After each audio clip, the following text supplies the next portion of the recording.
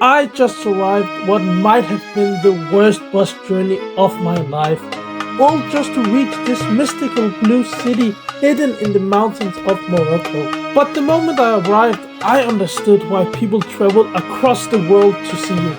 Every street, every staircase, every doorway painted in the shade of blue. But that raises one big question. Why is this city blue in the first place? Is it history, religion, or something more mysterious? In this video, I'll explore Morocco's most breathtaking city. I'm gonna haggle with vendors in the old city. And in the end of the video, I'm gonna tell you if over-tourism has destroyed this city. So travel with me as I discover Morocco's most beautiful city.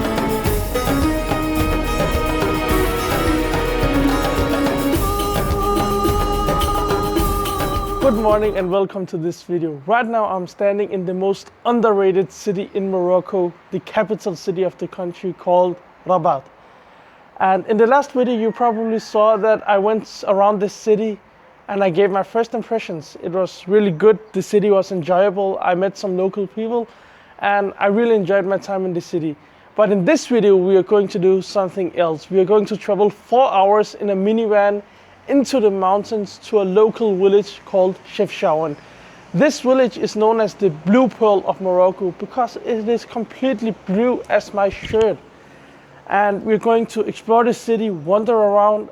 So I think it's time to go. I just bought some breakfast, which is some kind of local bread with cheese inside of it. So I'm going to eat this at the station later. I'm standing right here in front of the roundabout of the old Medina. I just booked my taxi through InDrive app. It costed around 30 Moroccan dirham, which is not too bad. Right now I'm in the taxi on the way to the bus station in Rabat here. And this is my friendly driver. You're welcome, brother. Thank you so much. The interesting thing in Morocco is all of the taxi drivers, so Uber drivers I've met here, they're very friendly compared to other countries. In other countries, they're a little bit pushy, they try to push you. But here, they're very friendly, very nice people. So again, guys, come to this city of Rabat. I don't know why people, they don't visit Rabat. People, they go to Marrakesh, they go to Casablanca, they go to Chefchaouen, but nobody visits Rabat.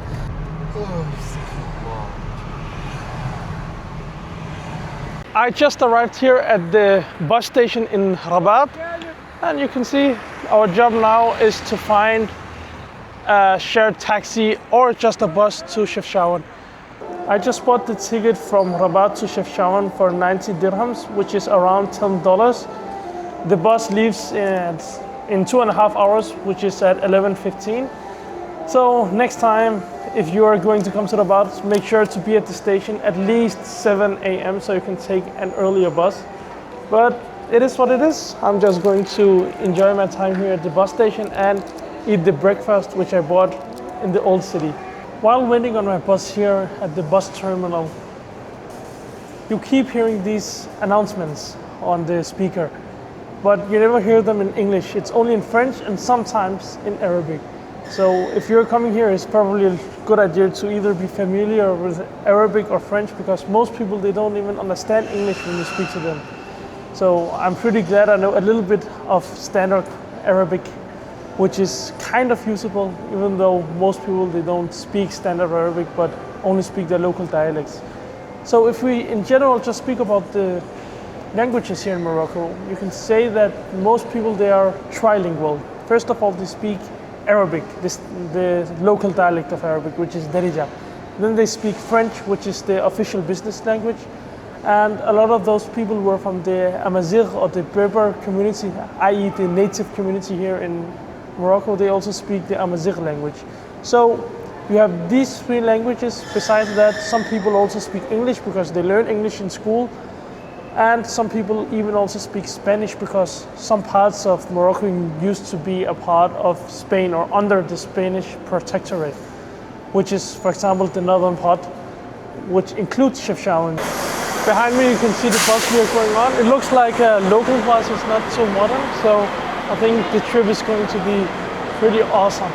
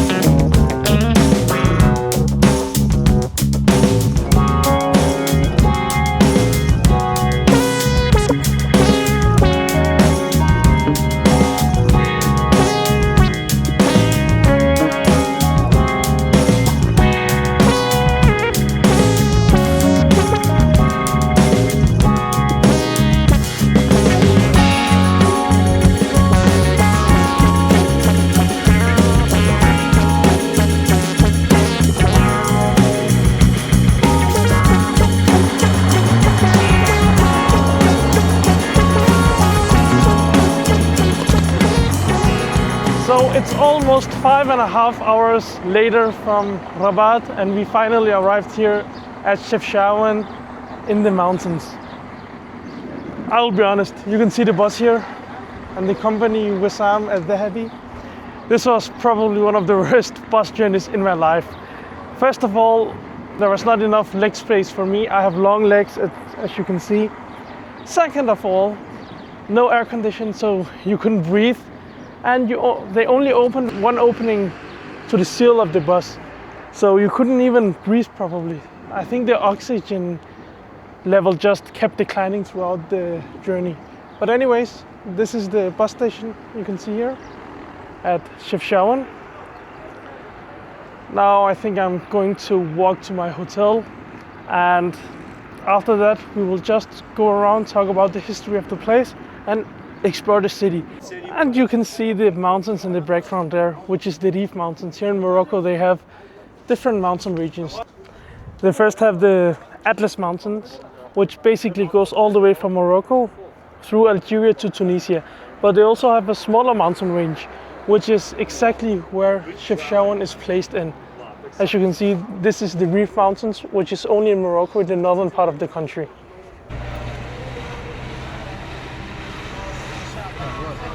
Right now I'm standing on the top of my hotel, and as you can see, this city of Chefchaouen is just surrounded by mountains from all around, from this angle, but also behind me, as you can see here. And if we just speak a little bit about the city, it was founded in 1471 to defend against Portuguese invaders. If we talk about the name of the city, which is Chefchaouen, some people they say that chef is from shefa, which means to look in Arabic, and chaouen is from Amazigh, which means horns. And the meaning of the horns here is relating to the peaks of the mountains you can see here and on the other side, all around you. So the plan now is basically to charge my phone first, and then we will walk a little bit around the city and explore the different corners of the Blue Pearl of Morocco. And here there's like an opening down to the reception where people can sit. Outside of my hotel now, and we are walking to see the city. And as you can see, there's so many different local kind of stores where they sell like different kind of items you can buy here. Hello. And I'm just going to walk a little bit rammed on around without too many plans. The blue is everywhere, and also the kittens. Look, there's a cat here and a small baby cat here, but they look sick. I don't know why. It's a little bit sad, but you see this in so many countries. Picture inside. Yes, picture inside. Okay. So this guy, he's telling me to take pictures inside of his shop, and you can see they have different kind of leather stuff. مرحبا. شكرا. I think this is the main square area here in the city. You also have different kind of cafes where people they eat and drink coffee. But this is a mosque, one of the mosques here in the city. It looks pretty good. And again, it is just awesome that wherever you go, it just looks like you're in the middle of like a mountain top. So you have the mountain here, over here, and behind this mosque you also have the mountain again, and it just continues. It basically surrounds the city from all angles. But to be completely honest, this place is extremely touristic. One evidence of this is basically Minnie Mouse you can see here. When they have this kind of Disney mascots in a place, you know that it is a touristy place, because it is a bit unusual for locals to go to this kind of, I don't know, mascots, except if you are in a really out of the beaten road or out of the beaten path destination, then it could be locally maybe. Anyways, let's walk. As you can see, there are a lot of people here in the city, and this is the guy with the leather store we met again. Pretty awesome, man. It's just enjoyable to walk around here, even though there are so many people because of the holidays. It is still awesome just to see the different things. Hello. So let me also show you this. You can see here, this is like the traditional jackets they wear. Jacket. We have others also here, like big ones. Yes, they have different sizes. You want to tell the price of the jackets? Yes. How much for the Which one, jackets? for example? For example, this one, This is 250. 250. And this one, This is 200. 200. Okay. So the brother just took us inside to see his store. Maybe we will come back later and buy some of the stuff here. It's good quality. Yes. It is Amazigh. Amazigh. Are you Amazigh? Here, Berber. Berber. Rif. Rif. Mountain, you know, Berber. Yes, yes. It's in the south. There's difference between Berber and Amazigh. We have Rif, we have Amazigh, we Yes. have Shelh. Different, each one different. Okay, so Amazigh is not everybody. Amazigh only deserts. Desert, yeah. Okay. Yeah, north of Morocco, North Africa. Yes. North of Morocco, Okay. I speak Rif, Berber. Yes. Okay. All right. You speak Spanish? Shuka, I speak Spanish. You speak Spanish? Yes, of course. Okay. I Because speak German, I speak more than 20 languages. you're a clever guy. The guy was really nice, but he ended with, he tried to be a little bit pushy to buy some stuff, but it's okay. Obviously, they also need to earn some money, but he wasn't too pushy after all. Anyways, there's so many different things here. I'm a little bit confused to what actually to show you guys. For example, they also have different types of, I think, clementines or citrus fruits, which is grown locally here in Morocco because they produce a lot of that in the more agricultural area. Also, when we speak about the Amazigh or the Berber people, they also make these kind of potteries. Usually it's the women who make these kind of potteries, and then they sell them in the markets and so on. I think they also make food in these kind of potteries. So this place is really good to come.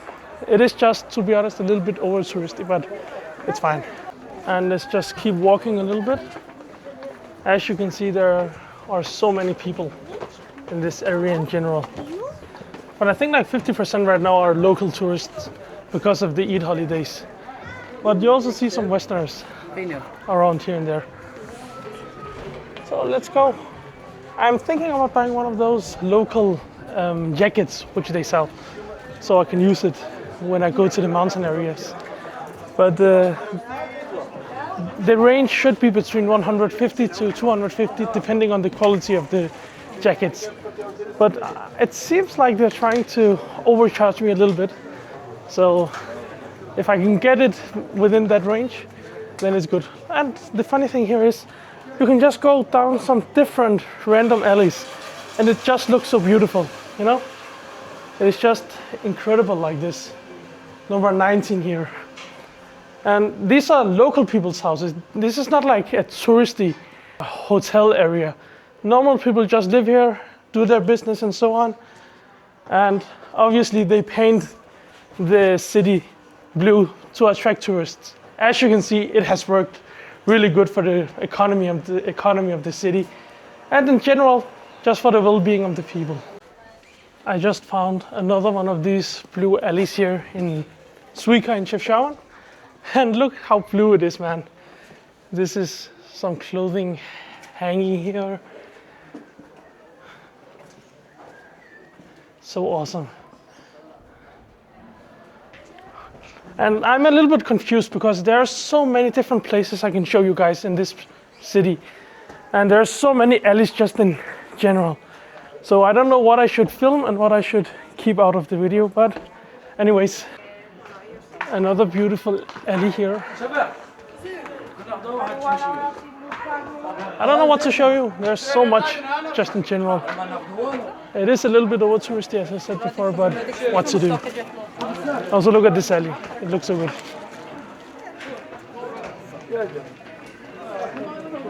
Let's proceed. Maybe we'll find another place which is appropriate to take some pictures without too many people. But I don't think that is going to be the case today. So I was trying to buy a cup from one of the vendors down the street. And let me tell you something.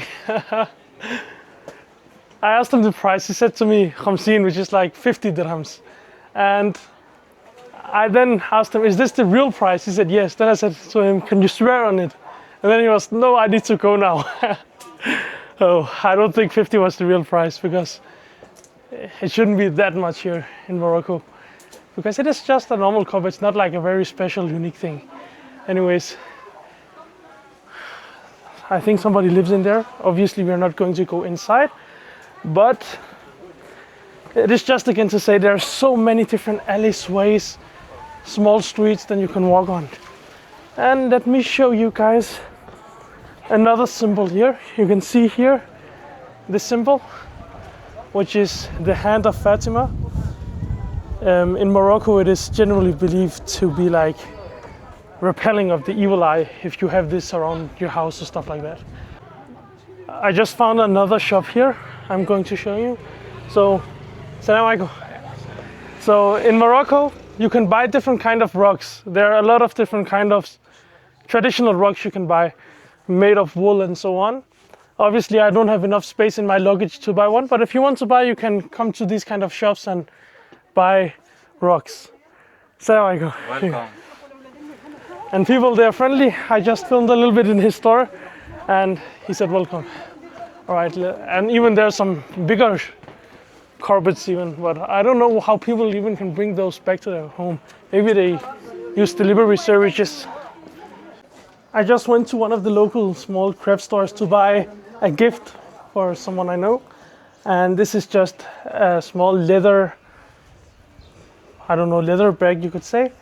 And it was around, he started with 80 dirham. And I got the price down to 65. But then he didn't have 5 dirhams. So he even gave it to me for 60 dirham, which is an extremely reasonable price. Salam alaikum. You can see the children playing in the streets. It's just beautiful. There are so many places in this city that you can go to. Like, again, I'm just confused. I don't know what to tell you guys. I don't know what I should show you guys in the video and what I should not show you guys in the video. Even look, the color they painted the door here. It is so beautiful. It's just like a turquoise blue. So yeah, it's just awesome to be here. Another thing you should know if you come here is that if you look here, you can see that the steps are actually really, really big. So if you have bad knees, maybe you need some assistance to come here. Anyways, I think this is a good place to take some pictures. This is just incredible, man. Even look at the small details, like the small carpet which is right here in the house. And you have the blue doors, the blue walls, the blue sky. So this is awesome. I think we should walk a little bit further. And also, today I chose to wear a blue shirt on purpose. Oh, I don't think I can. Oh, actually you can. It's not a house here.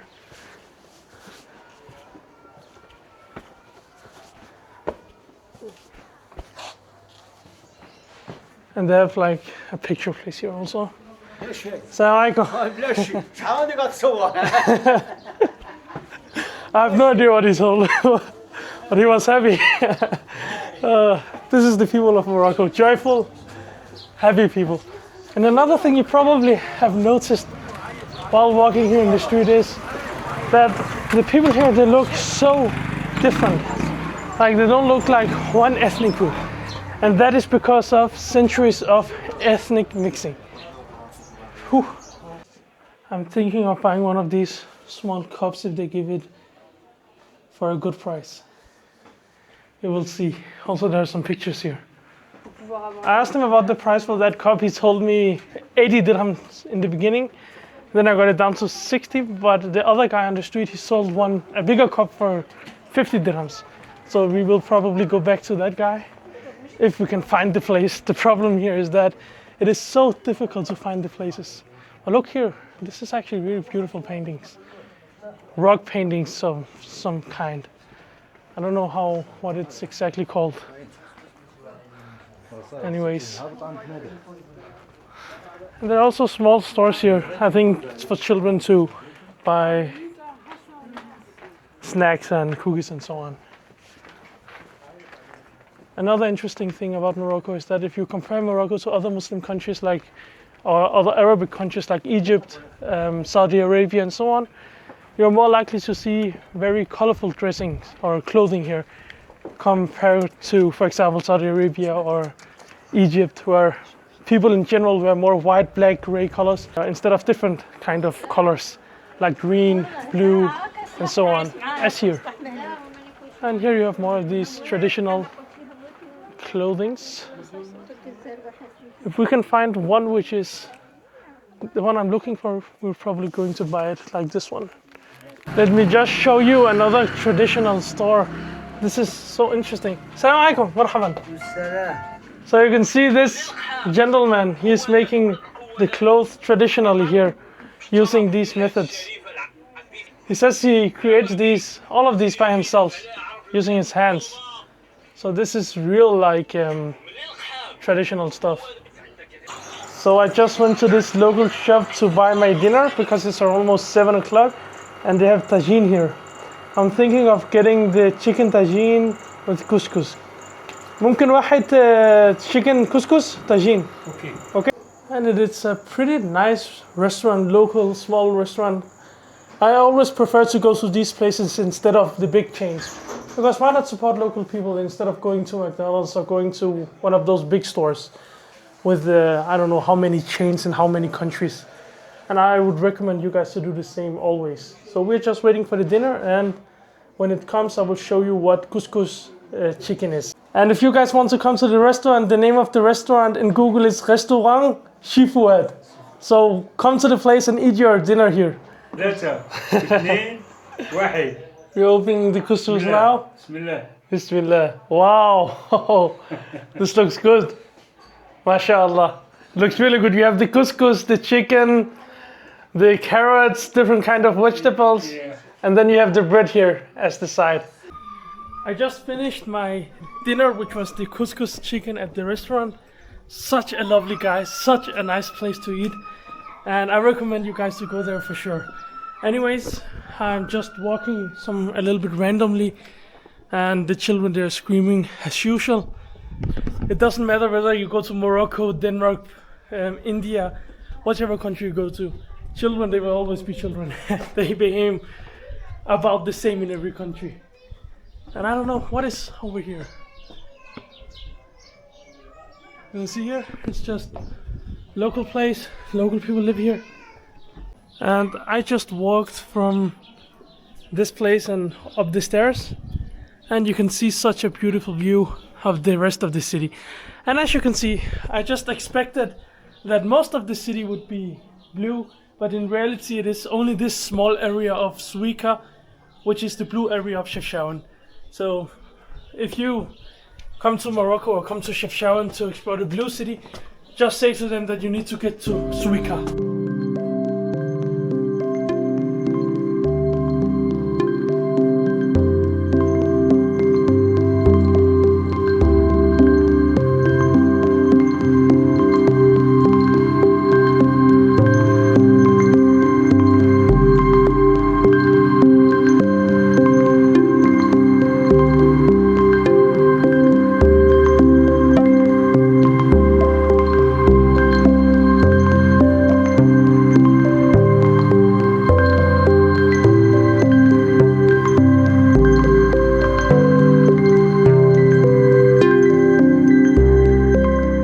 I told you that a lot of the cities here in Morocco, they were built to protect against invaders.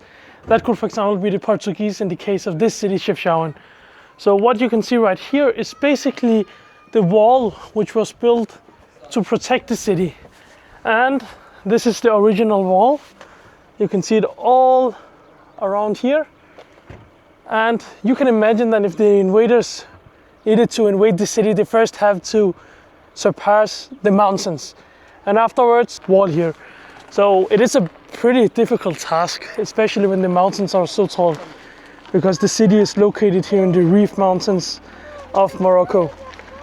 Unfortunately, there is some trash here, so it takes a little bit away from the charm, but it's okay, what to do. Anyways, let's keep going, and I think it's time for me to try to buy one of those local Moroccan jackets. And by the way, speaking of the wall, We also saw the same thing in Rabat city, where they have the wall around the old Medina. Actually, if you just generally travel to different countries and different cities in the world, you're going to find that a lot of the old cities have actually walls around them for the purpose of protecting against wars and so on. So this is pretty common. And look what I found again, another cute cat. Don't run away, don't run away. One more of these beautiful doors. I think I'm going to take a couple of pictures here. I just found a box of small kittens here next to someone's door. They're just chilling. They look so cute. So I want to tell you guys another thing. When you come to these places, there are these alleys where they want donations, and you can pay like 4 dirhams, 10 dirhams, 20, whatever you like. It is just to maintain the cleanliness and the color of these alleys. So these are probably the kind of alleys or roads, I don't know what you call them in English, but like alleys in Morocco that you've seen on Instagram. Another thing is, it is a little bit difficult to navigate here with Google Maps. I'm trying to get back to the main plaza area with the shops and stores, but I keep getting bewildered by Google Maps for some reason. But it's okay, because you know, the views and the alleys are so beautiful. So it doesn't really matter if I'm 15 minutes late or 30 minutes late. Look, it's just so nice. But anyways, if you should probably know a little bit French or Arabic if you are gonna come here, because otherwise it's going to be so difficult to communicate with the people. They don't know any English, to be honest.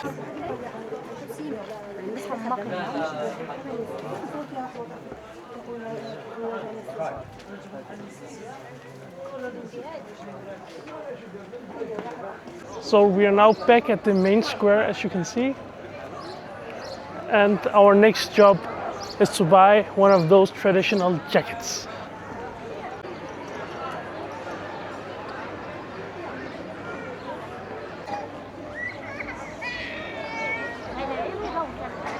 As I told you before, the city of Chefchaouen is also known as the Blue Pearl. So this is the first place I recognized actually used this name, Blue Pearl. I just bought one of these traditional Moroccan kaftans or jackets here in Chefchaouen. This one is actually in the Marrakesh style, which is a little bit different to the style here, but it is also cheaper. I bought it for 150 dirham, which I think is in the cheaper end, but also still a good price. Anyways, you can see here that the sunset time is beginning and it's quite beautiful. I just found a small place away from the crowd. And today we explored Chefchaouen. I took one of the worst bus routes you can take in the country, I probably think. But in the end of the day, it all went out great, and I'll see you in the next one. Take care.